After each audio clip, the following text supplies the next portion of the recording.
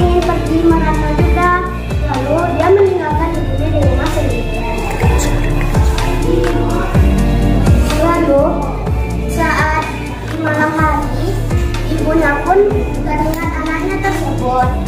Saat di malam hari itu, ibunya pun pergi ke pantai dan bertemu dengan Pak Nakoda.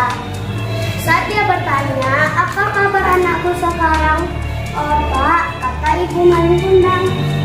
Lalu saat Pak Nakoda menjawab, yang dikatakan oleh Pak Nakoda adalah Malin Kundang akan kembali keesokan harinya.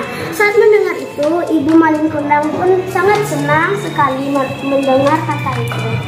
Lalu keesokan harinya, di pagi hari, ibu Malin Kundang pun pergi ke pasar untuk membeli ikan. Lalu dia memasak tumis ikan kesukaan Malin. Saat Malin akan datang, ibunya pun terkejut melihat sebuah kapal besar yang terbuat dari emas. Lalu Malin pun turun dari kapalnya. Lalu ibunya pun terkejut, dia pun sudah menikah dan memiliki kapal yang besar. Lalu saat ibunya berkata, "Hai nak, ibu sudah merindukanmu sejak lama." Lalu ibunya pun terkejut saat mendengar apa yang dikatakan Malin. Yang dikatakan Malin adalah, "Siapa kamu? Aku tidak mengenalmu." Yang dikatakan oleh Malin. Lalu Malin pun mendorong ibunya hingga ibunya tersungkur. Lalu dia pun berkata, dia salah berlayar ke sini, dia pun ingin pergi.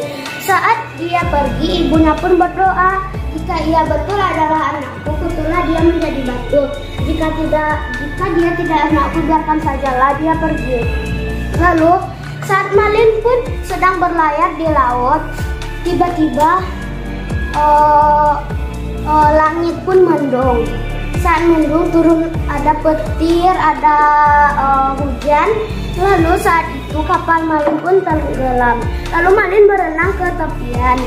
Saat dia datang di tepian pantai, Malin pun merasakan tangannya membeku menjadi batu.